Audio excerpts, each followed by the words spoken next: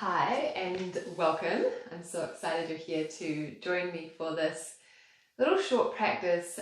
If you're finding it challenging to really do anything, but especially something like yoga and breath and things that you might know are good for you, but it's really hard to actually do those things. So I, for one, understand, even as a yoga teacher, I still struggle sometimes to do the things that are in my best interest, even around my body breath practice or yoga practice. So I want to share with you one of the things I use to try and help balance my body and my mind, so I feel like then going into a little more practice. And I use tapping, so just tapping points on the body. And there's a lot of science and research around it, which just talks about how it kind of helps us to calm down.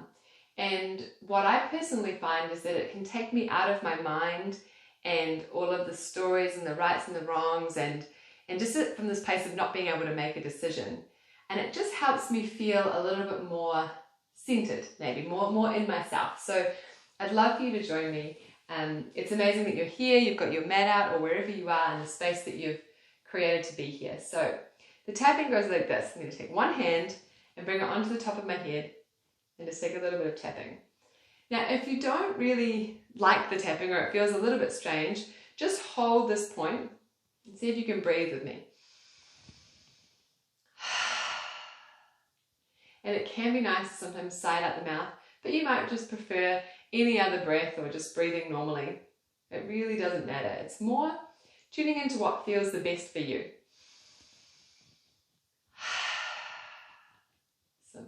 So that's our first point. The second point is it's in between the eyes, but it's actually on the end of the eyebrow. So I'm just going to tap here. Now you might do both sides, especially if that feels better. When I first started tapping, I really liked doing both sides, but it does have like a mirroring effect. You can just do one side. So see what works for you, and then again, finding your breath. Beautiful. And the next point is on the end of the eyebrow, same thing. So it's not really on the temple, just the end of the eye. And again, you're welcome to just hold here. Or you might just be sitting and breathing and watching me tap. And that's fine too. Even putting your intention on doing something good for you is actually doing something good for you. It's quite amazing how that works.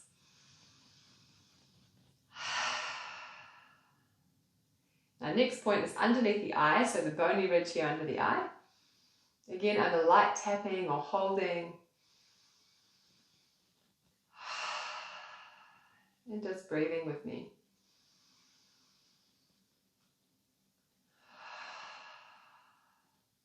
I really like this point. I always find it quite soothing for some reason. And then underneath the nose, so it's just above your upper lip, kind of halfway between the nose and the lip.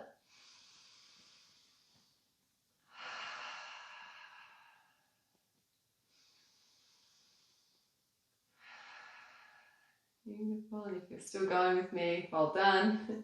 Now I'm going below the lip, so it's that crease halfway between bottom lip and the chin.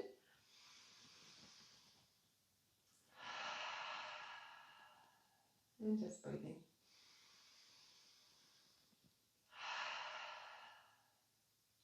Again, if it doesn't feel right, just stopping at any point and knowing that that's okay. So our next point, I'm coming onto the chest. Now, sometimes it can be done on both sides, or you can just use one hand. I quite like one hand, it feels quite comforting. I've got my thumb just on top of the index finger and just gently on the chest. And this is quite a nice one just throughout the day if you sort of feel a little bit overwhelmed or taken back by what's going on in any situation. Just finding like a point where you can tap here or hold this point and just give yourself a moment of breathing. The simplicity of it is really quite powerful. Okay, next point, coming out to the side. Now you might do both again, or you might just do one side. So I might make these little T-Rex arms and kind of tap into the side body, just under the chest, or you might cross over and tap on the side like that if that's easier. You can do that with both hands or just one. It's fine, the body will actually mirror it for you.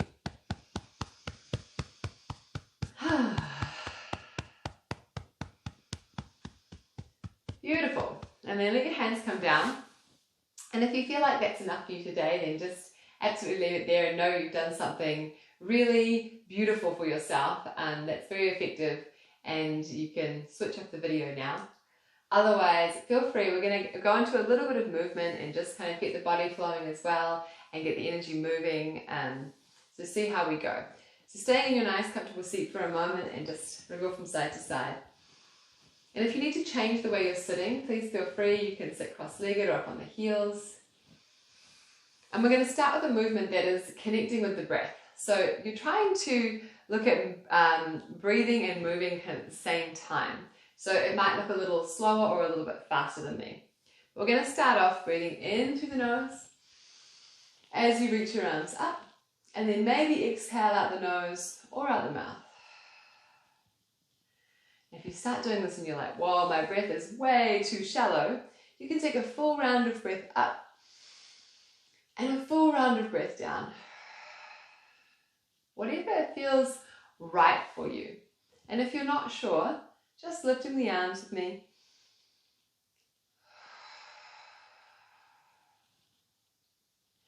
You might just drop your gaze and look at a point on the floor.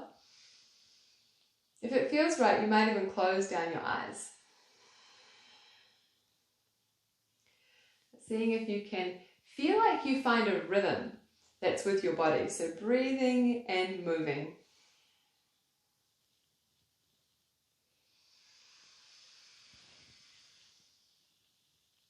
And out. So if you can take about 2 more like this.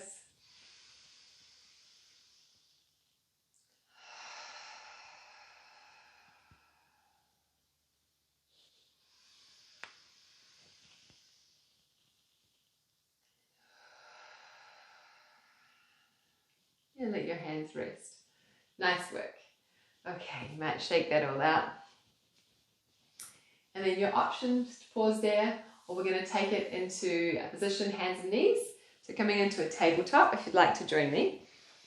And from here we're going to move through a little bit of cat-cow. So the idea is that we're just bringing some movement into the spine, finding a little more fluidity into the body. So look at where your hands are. You want your hands kind of underneath your shoulders, your knees somewhere underneath your hips. It doesn't have to be that accurate. It's finding where it feels right for you, so where you can kind of feel balanced and stable.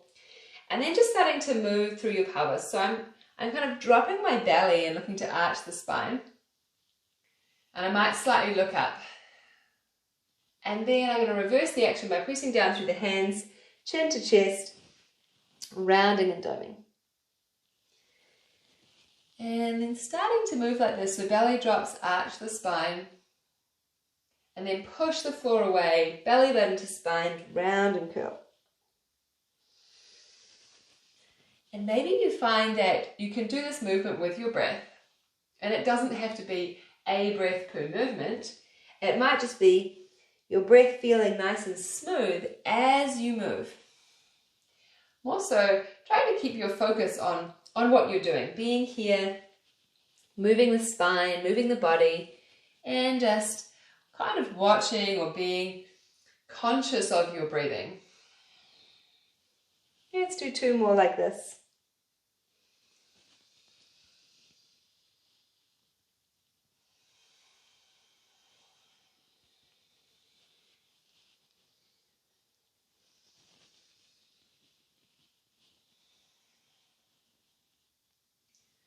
So, and then when you finish there, just sit back on the heels or in any other position that feels good and kind of shake out through the arms. Give them a little shake. And again, you might feel like you want to finish here, and that's fine. That's an awesome amount of work. Otherwise, if you want to come forward, we're going to do 1 more movement together. So this time we're going to make our way into downward facing dog. So bringing the hands forward, spreading those fingers nice and wide if you can, tucking your toes, and then lifting the hips up towards the ceiling. You can keep a nice bend in the knees. If you prefer just to come back into your tabletop, then taking that. And then you might like to add a little bit of movement. So it's kind of like pedaling the feet out, and you imagine that you're stretching into the backs of the legs, looking for space, heels down, just as you pedal, but not forcing into the body. We don't want it to kind of hurt, you just want to be moving with your body. And you might like to hear, just stay like this, or you're going to move from your downward facing dog and then come forward, let your knees come down, and maybe you sink your hips. And if they can't go all the way back, that's okay, just stay up a little higher. And then with the breath, reaching forward, tuck the toes, and then back to that downward facing dog. Nice bend in the knees. You might like a little more towards straight, but see how it feels. Coming forward, knees down, and child's pose. And then again, look at moving with your breath and just moving at a speed that kind of feels right for you. And if you don't know, you can just move with me or anything that happens, and that's okay too. Yoga is actually all about finding more freedom. And freedom means just really being able to kind of be fully in your body, and I like to think about it like you're speaking the language of your body. So you understand what you need and what you don't need at any given moment. So to me, that's what freedom is, and that's what yoga is kind of teaching us, really. Might take one more.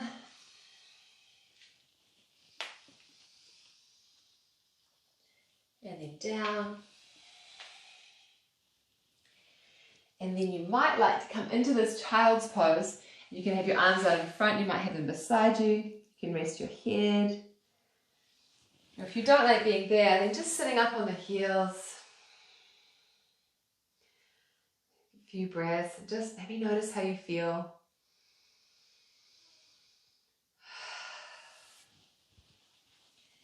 And then if you're in your child's pose, come back up to a seat.